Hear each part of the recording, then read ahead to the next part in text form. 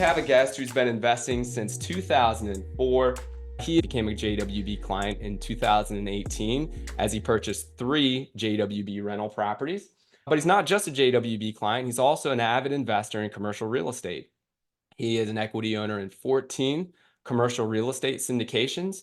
So he brings a tremendous wealth of experience, both as an investor on the commercial side and on the single family residential side with his JWB investments. But more importantly than any of that, he has one of the best nicknames here in the Not Your Average Investor Show community. It was coined here at the Not Your Average Investor Summit just about a month ago. He is known as the Man of Steel.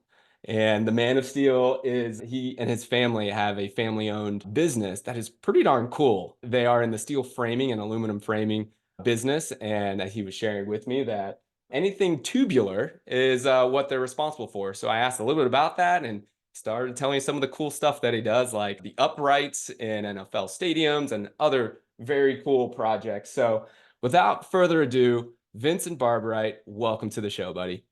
Oh, thanks. Thanks for having me. I appreciate it. It's an honor to be here. We are super lucky to have you. And I thought we should kind of start with your real estate investing journey. Would you kind of bring everybody just up to speed, take everybody back to 2004 and how you got started, why you got started, and maybe what you learned along the way? Sure. So basically, when I was younger, 16, 17, 18 years old, I always wanted to invest in real estate. I don't know why. It was just something I wanted to do. I wasn't a big reader or following stuff. We didn't have the technology we have now back then. Mm-hmm. And I had no support in my family. No one invested in real estate. It was a new thing. So finally, in my mid-20s in 2004, I paid for an education that wasn't great. It was more of a sales pitch. And I started doing some flips, not really knowing what I was doing and doing okay, making a lot of mistakes. And that all came to a screeching halt in 2007, 2008 time when, the kind of everything hit the fan and I had no idea what to do. So I started just wrapping it up, offloading things. And, I did get moment caught. like, because, just what you're sharing so far, I can totally relate. I didn't come from a family that invested in real estate. I started to invest in 2006, made some significant investments, and then 2007, 2008 hit. And it was scary for me. Was that scary for you? Yeah, big time, because I had no support system. Everyone thought I was crazy, started to get a lot of I told you so's, that kind of vibe. And also just kind of looking at, all right, how am I going to get out of some of these messes? So it was scary, definitely a scary time for me. 100%. All right. So Yeah. 2004 happens. You start to invest in real estate. You seem to be going pretty well. Then the Great Recession hits 2007, 2008. Then what happens?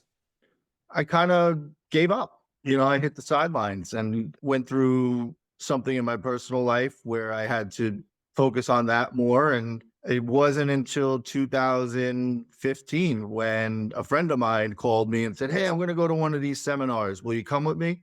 I said, "Absolutely not. Been there, done it. I'm not doing it." And he kept pounding me. And I said, "You know what, Mike? I want to go with you to make sure you don't make a big mistake." Yeah. And I went through the whole process. And as I was going through, I said, wow, I wish I would have known that, 10 years ago. And he ended up leaving and never came back. He's done nothing since.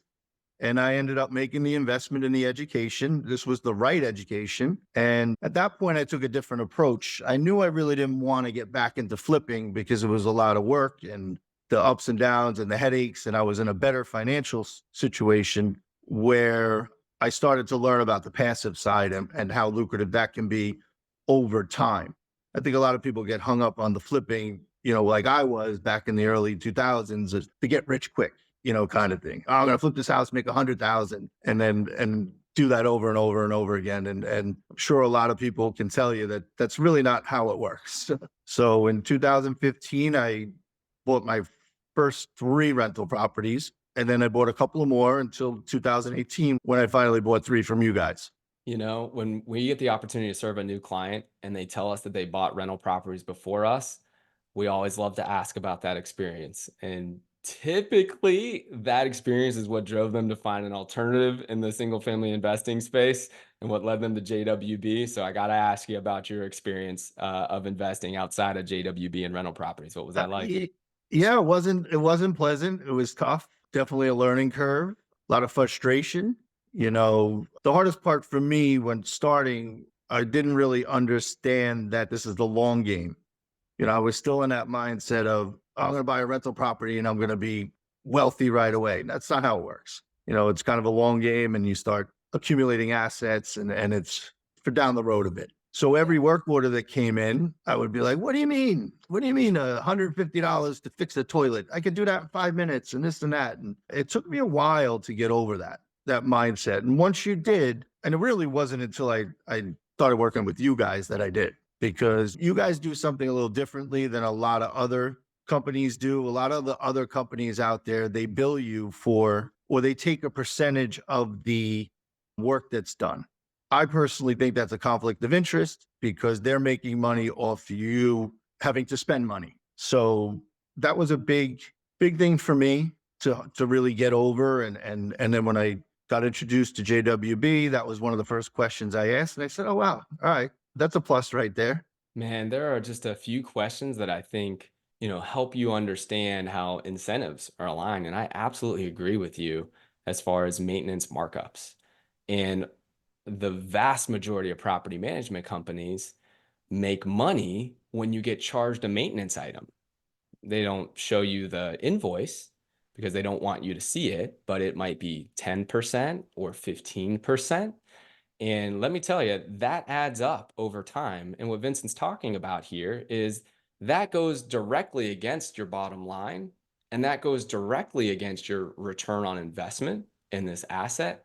And for us, when us leadership here at JWB thinks about this, we start to think about it from the client perspective. And I'm like, you do have to charge fees, right? JWB charges property management fees, but let's try to avoid charging fees at the biggest pain points for clients.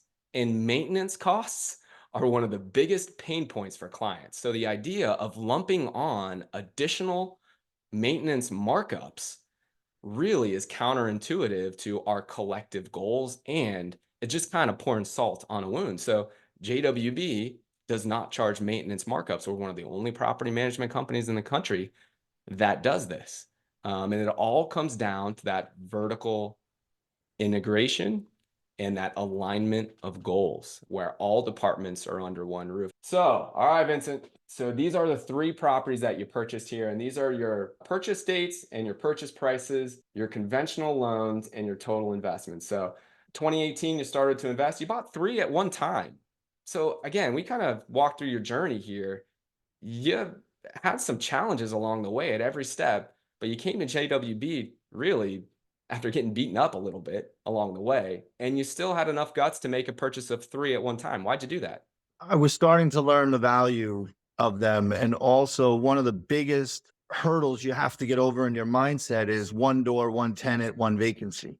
So, the way you hedge that is buying multiple ones or scaling in a relatively shorter time. So, if one goes vacant or there's a big maintenance bill, the other two pick it up. And when you get to enough rent coming in, like I mentioned the tree before, I think it was $1,200. Mhm. I don't have to come out of pocket. It's going to be covered by the rents coming in. 100% right. I mean, when we look at some of our numbers here with our clients, I always want to point out that these are real situations and they're not perfect. And you've seen client after client that's come up here and they've said, "Yeah, I had an eviction. Yeah, I had a tree that cost $1,200. Yeah, this happened and the other thing." So it's the real world. These portfolios, Vincent's portfolio is not perfect, but because we're able to craft the portfolio with you, and many times we do want to start with three if the assets are there, because that's where consistency really starts to come into play. You can build a portfolio with one property. I do want to make sure everybody knows that. We love to start with one. We're just going to make sure that the reserves that are set aside for you are adequate to make sure you can have a similar experience as Vincent, knowing that he has three. So that's an excellent point. So you can start out here and listen, you were able to buy properties at much lower purchase prices because it was 2018. And, many people will look at that and say, "Oh man, you were bought at the right time and you were so lucky." But the thing that People tell me I started to buy in 2006 before the bottom dropped. And now those assets are worth a lot more. And everybody looks at me and they're like, man, I can't believe you started when you did. That was awesome. It's so great that you've been investing for 18 years. So my point, even if you see these low purchase prices, guess what? In 5 years and 10 years and 20 years, you're going to be sitting in Vincent's seat. If you are open enough to share how your returns are and what you bought the properties for, you buy them today at the purchase price today, people are going to look back at you and say, man, you were so lucky to buy it at that time. That's just how this thing works. You just have to buy and hold. So here is how your return on investment by profit center looks, my friend. I don't know if you knew this number. Did you No, know that you're making over 23% on your money each and every year with your single family investment properties? I did not. I actually like that. Yeah. Yeah. So this is the value of looking all 5 profit centers. And that is pretty powerful. Many people don't equate what their home price appreciation is on single family rental properties. They'll equate it in other places. They'll equate it in their stock portfolio for their stock appreciation. They'll equate it on their commercial assets, but for some reason, they don't want to count it in single family. But absolutely, it should be counted. And so when you account for all 5 profit centers that we talked about, Vincent has earned over 23% on his money every single year. That equates to over $260,000 in profits that he has earned just since 2018, just with 3 rental properties, right? I don't know what the out of pocket was for those 3 rental properties. I can look right here, 70. He put 100 grand roughly in, 150 grand ish, let's say 100 grand, and he's been able to turn that into $260,000.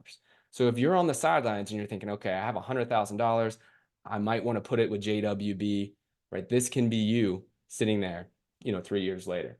How we've gotten to that $260,000 of profit, the big guy, like you talked about, $217,000 of home price appreciation, over $30,000 of principal pay down. That's the resident paying the loan down for you. So when we talk about how much that adds up, it really adds up. We've got over $6,000 in tax savings, and we've got over $6,000 in positive cash flow or net rental income. Vincent, what are your thoughts, my friend? I like that. I definitely like that. What out of all of this, what's the most surprising profit center to you? Only the principal pay down because I don't really pay attention to that much. I mean, they're all good, but that's the one just looking at them all side by side here going, okay, that's someone else paying my debt. Exactly. It's like sneaky fun. You don't really pay attention to it. You need accurate reporting, and there's really no other reporting like this that I've seen in the turnkey and single family investing space to share this with you as a client. But it just begs the question, most people only factor net rental income, cash flow in their decision, but they're spending the vast majority of their time making decisions based on really the smallest profit center. They are literally stepping over, what is it? Stepping over dollars to pick up the dime. I'm never good with those things. That's why Pablo's usually here to help me there. Whatever it is, they're focusing on the wrong profit center. So, and lastly, here's the Pac-Man that we love to talk. Can you explain the Pac-Man, Vincent? Sure, the big blue part is the appreciation. It's eating everything else because it's so large. There you go. There you go. And every time we get to share a client success story, it looks like this, right? Between 60 to 80% of your overall return on investment, given a full market cycle, is going to come from home price appreciation. That's why it makes so much sense to, number one, focus on the partner, because you do need to buy and hold, right? You need to buy and hold for you to be able to maximize your return on profit centers. And so that means a hold period of at least 5 years bare minimum, but more likely 10 to 20 is how you're going to maximize. So you have to focus on a partner that you're going to want to work with for 5 years or 10 years or 20 years. You got to be able to see it through. And that's why this investment is so wonderful, especially for retirement planning. And the other thing to focus on is you need to be able to focus on the right market, right? So number one, operator. Number two, choose the right market and focus on those markets where there's high population growth. And I'm biased. I love Jacksonville. And the reason that Vincent's considering buying more in Jacksonville again is because of that 6th profit center, that insider advantage that we have of the revitalization of downtown Jacksonville, matched with control, matched with his ability to dictate what he wants to do with the investment.